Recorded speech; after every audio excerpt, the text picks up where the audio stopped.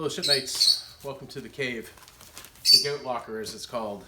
I'm going to show you first off how to take care of your clothes. We're going to talk about the maintenance of the uniform. We'll start with ironing the uniform. Absolutely imperative that we iron it to get any wrinkles out of it. You can see this one's been hanging up, so this one's not in such a bad shape, but I can still show you what needs to be done. So here's what I'm going to do. First thing we want to do is we want to work on the yoke of the yoke of the collar. So if you look at this, you'll see all of this area right up in here is the yoke of the collar. So we'll take that and we'll lay it down right here. Okay, and then we want to make sure that it's good and flat, and we want to get all of the other material out of the way. So we take it, and one thing I want to tell you about irons is it's best to use distilled water in an iron.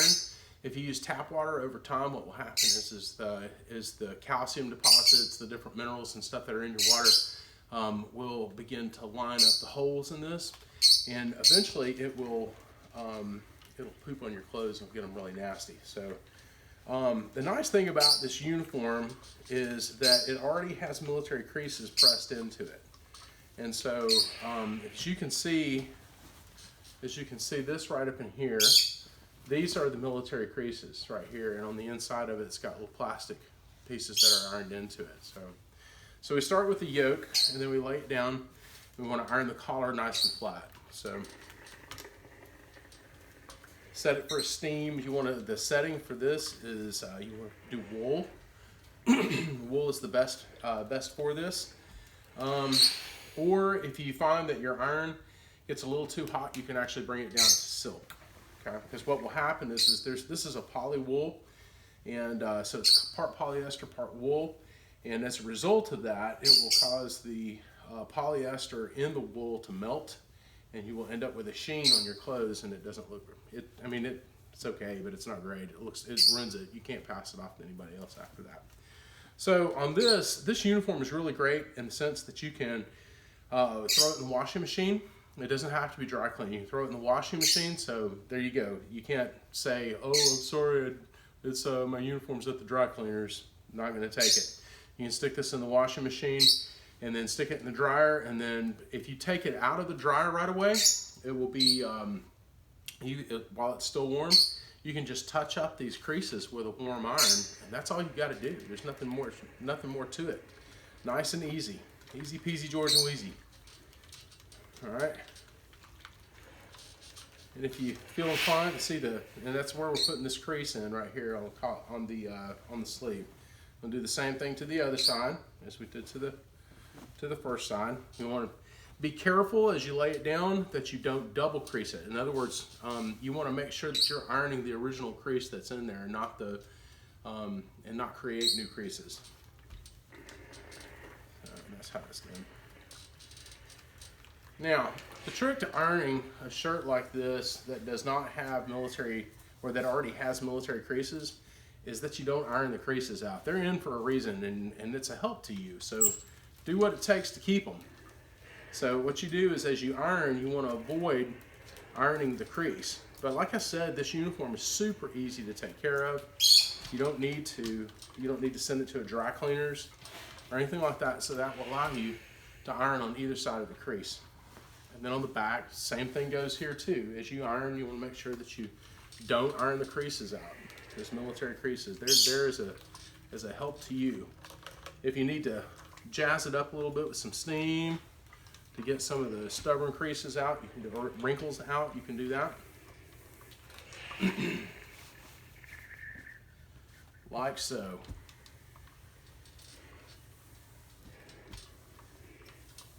Okay. All right, and that is the shirt. I'm not going to go into a tremendous amount of detail with this. I do need to show you the best way to do ribbons, but I'm going to show you that in another segment.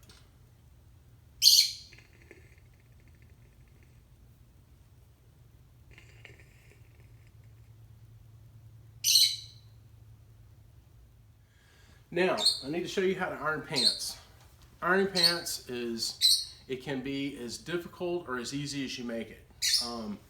For one, if you maintain this uniform, if you take care of it, you'll have to do a whole lot less ironing. And so, so the thing is let's just say that this came fresh out of the dryer. So it comes out of the dryer. One of the things we want to do, we can't iron everything if we don't manipulate it on the ironing board a little bit better. Like for instance, look at what I'm doing right here. I am going to iron the front of the pants right here. So to do that, you've got to open up the fly and you've got to pull it over the narrow end of the ironing board. And then you commence to ironing, okay? Now, as you iron, you got to be careful because there's a crease. There's a crease here, a very helpful crease for you. And that is helpful when it comes down to folding clothes. And that's something, of course, that I'm going to show you here in a little bit too. Make sure your pockets are nice and flat. And by the way, too, these lessons are good for any kind of professional clothing. Professional clothing is not like jeans. You're not gonna, you're not gonna button up the front and then fold them in half and all that. You're not gonna bother with that. That's jeans. Jeans are not designed to be ironed, or some moms will iron jeans for their kids, but we don't need to do that. So not for this. So again, make sure your pockets are good and flat. And you got it up here on the end, and the end of the ironing board, like so. And that's how that's done. This is from the old dry cleaning tag. I just grabbed something off of the rack to bring home as a training aid. All right, and that's how you get the upper part of the pants to lay to be ironed out. So the way we do pants, you take the fly, and the fly is open like this, fold that in like so, and then bring it. For guys, it's nice and kind of easy because you got these two belt loops right here. But if you grab it roughly in that area, so you bring it together like this, and then pinch the end. Okay, come down here on the bottom of the bottom of the pants, and you see these creases that are already ironed in here. Match those up like that. Okay, turn it upside down. Turn it upside down. This is the area you're going to do this so that you can get it to lay flat. Oops. That's not working out good. All right, so this crease goes all the way up the front of the pants. Fold it back, find the crease on the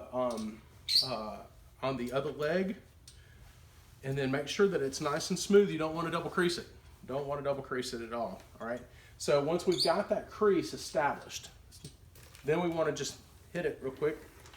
Warm iron. Nothing too heavy. Nothing too difficult. Like so. And then take the other leg, the leg that's on the top, and then lay that down on top of that.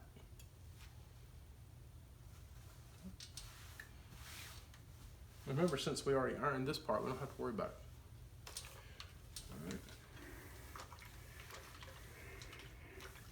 And what that will do is it will put the creases in the pants. Now, the interesting thing is that for guys' pants in particular, guys' pants are not straight-legged. So they actually have a bend at the knee. And so when we iron the back side of the pants, we've got to pull it to make sure that nothing's bunched up underneath here. Lay it down nice and flat like so. Okay. And you can see there's a little bit of curve right here, and that's at the knee. And you take the iron, then iron the back side of the crease, right there, like so. All right, and then lay the top one down. Okay. You can see how I'm doing that. Okay, and you want to make sure on the inside that it's not bunched up either as you lay it down. You bunch it up, it really doesn't look good. You do it like that. And then you turn it over and you repeat. So now we're going to stick it on the hanger. Stick it on the hanger. So we'll grab the ends like this, and then we'll come up about halfway like that.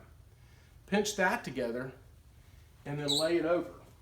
And with the hanger, we'll just kind of feed that over there like that. Now listen, if you do this, if you hang your stuff up every Monday after you get through wearing it for the day, you might be able to get a second wear out of it. But that's only if you take care of it. If you take it off and you just throw it on the deck, and for the cat to crawl on or pee on or whatever, it's going to be gross, and you're not going to be able to wear it again, if ever, without cleaning it. If the cat pees on it, you're not going to be able to wear it anyway. It's going to be too nasty forever. So that's for ironing pants. Okay, this segment is a demonstration on how to put the ribbons and the collar devices and the name tag on the uniform. Now, this is your last freebie. Anything else? If you come and ask me, Chief, I don't know where I'm going to put my J-bar, and what I'm going to tell you is look it up. But today, you get a freebie. I'm going to show you how it's done. So the center of the collar device is supposed to be 1 7/8 inch from the tip of the collar. And so if you can look, I've already mounted it up here for you, and can't zoom in for you, but there it is. So that's how that is mounted right there. The ribbons, and this is a guy's shirt, by the way. So the ribbons and the name tag are 1/4 inch above the top of the pocket.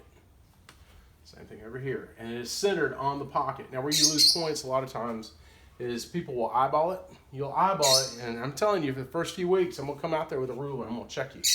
And so after so many weeks, I know what it looks like, and most of the time it's because you guys never take the stuff off your uniform. You just hang it up when you get home, and it gets really nasty by the time the semester's over with. So I would encourage you to wash the things. It means you got to take this stuff off to actually do something with it. Now, the ladies' uniform is much tougher. Ladies' uniform is much tougher because it doesn't have pockets. You can see that right there. So the way this is measured is very different from the way guys is. So we start with the seam up here at the top of the shoulder, and we'll bring our ruler there, and we'll come down here. The bottom of the ribbon bar, is supposed to be 6 1/4 inches from this top seam, all right? And the same thing goes for the name tag over here too. You can see it's the same thing here too. All right, so I'm going to tell you a trick, and this right here is still 1 7/8 inch, 1 7/8 inch from the tip of the collar.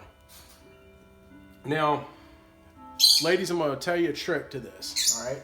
Because these are supposed to be, when you put it on, it's supposed to be parallel to the deck, All right, your anatomy will not work for this if you put this on here and then just step out the door, okay? So what I recommend is that you measure it out, both of them. Don't put the little frogs on the back of it. This is what the frogs, these are frogs, these things. Don't put the frogs on it, but then button the thing up and then look at yourself in the mirror.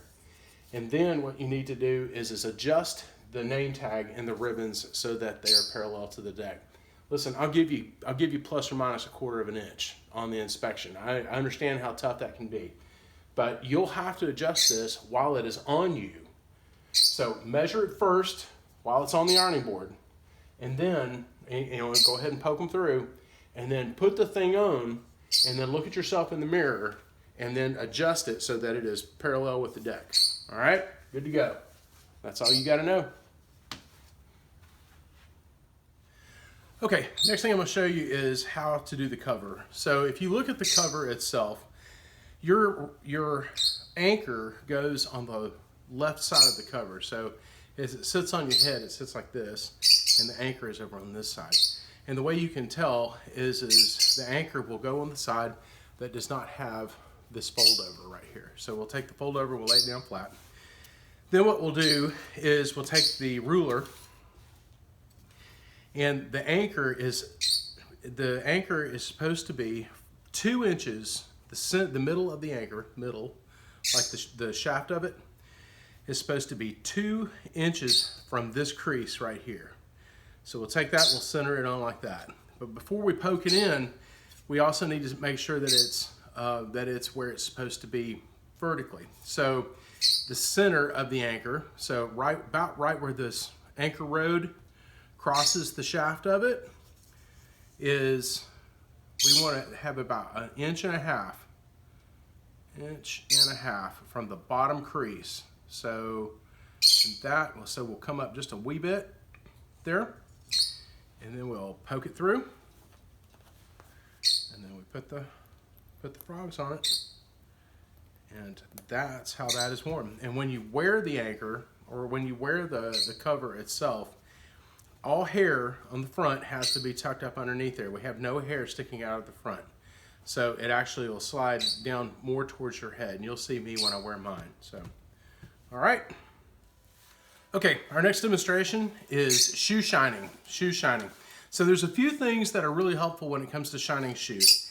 Now, this is a uniform shoe. However, shining shoes is important, especially if you go into the business world where you will have to wear a shoe like this. This is the style of this shoe is called an Oxford, and it's a very distinctive style. There's some Oxfords have a different style to them.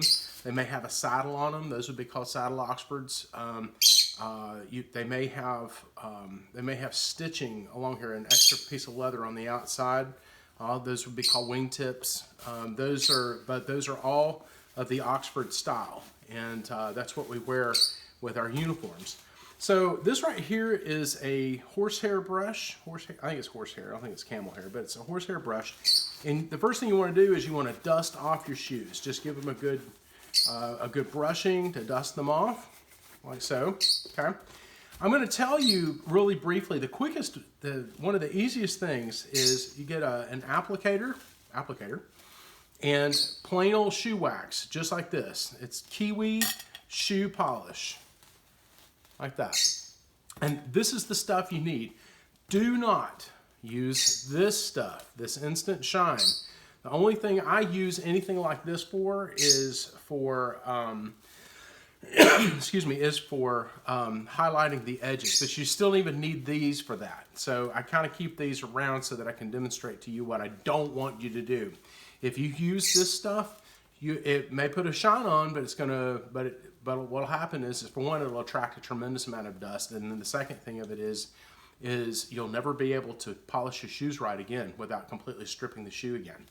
So these will ruin your shoes. Don't use these at all. So, poo. You don't want that. All right. So you take the applicator and the wax, and you get a bunch of it on there, and then commence to rubbing it on the shoe. And now if you put a fresh coat of wax on your shoes every day for many weeks, you will end up with a brilliant shine. I can think of one guy in our program who has done a phenomenal job on his shoes, and I mean his are like a mirror finish. They're just beautiful. So after you put the wax on there, with the wax polish, set it aside. Set that down and let it dry. Now what we want to do is we want to work on the next shoe. And obviously this is something, if you put it off and you do it all at the last minute, then you're going to have to apply a lot of coats of wax. And so find a TV show that you like or a football game and sit and watch it while you work on these. Like so. All right, we get that wax on there and it looks dull, and that's fine. We want it to look dull. So then the next thing we want to do is we want to take the shoe brush real quick and go over it real quick. Okay. And the purpose of this is to get any kind of chunks of wax that might be up on the shoe themselves. Because once you start polishing, it'll smear in and it'll be difficult to manipulate with. All right. So now comes the fun part. Now comes the buffing.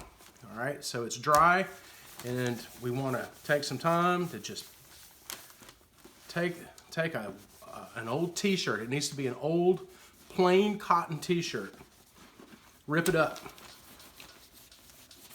so that it's nice and soft. Another thing that works real well is pantyhose. Pantyhose work great too, and they'll bring a real luster out on your shoe too. Luster's a shine, by the way, for those of you who don't read dictionaries.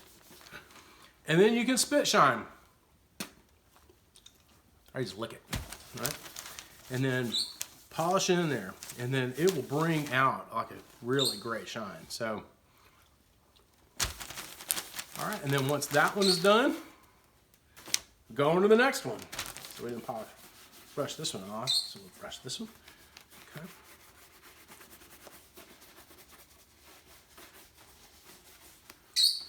All right, there's that. And then get in it, get in it.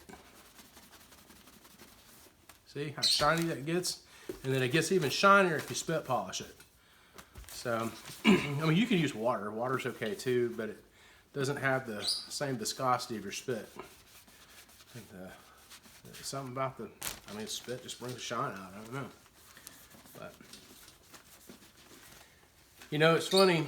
Not many people, not many services still use, you know, polish, you know, shoes that you polish. And it's just too bad. Because what we found over time is that there's a lack of attention to detail because people don't take the time to actually put something into their shoes anymore. All right. So take some time, do a really good job on your shoes. Yeah. These shoes are new, by the way. I've had these shoes. These only have maybe 4 or 5 coats of wax on them. So, all right, that's it. That's how you shine your shoes. And then the other thing is too is that you can use the wax as well to go along the outside of it. You know, to work on the edges, and because you do want those to be nice and black too. We want to avoid having any dirt. Another thing is too is that before you come in for an inspection, dust off the toes. If you've been out at the mobile units, what'll happen is you'll end up with dust on your shoes, and you don't want that. So I will take points off for that too. Alrighty? All right.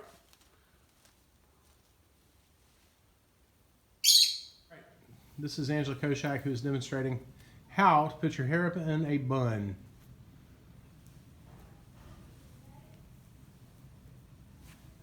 Now the rule is that all hair must be fastened down. Fastened down. And she's obviously so good at it that she doesn't have to have a mirror. You have to have hair, your hair bands have to match your hair color. Very important. And there it is. Ta-da! All right, shipmates, this is Pippin. This is the bird. This is all the noise you've been hearing while I've been giving my demonstration. So, silly bird. You a silly bird. Yep, he's a white-faced blue lovebird.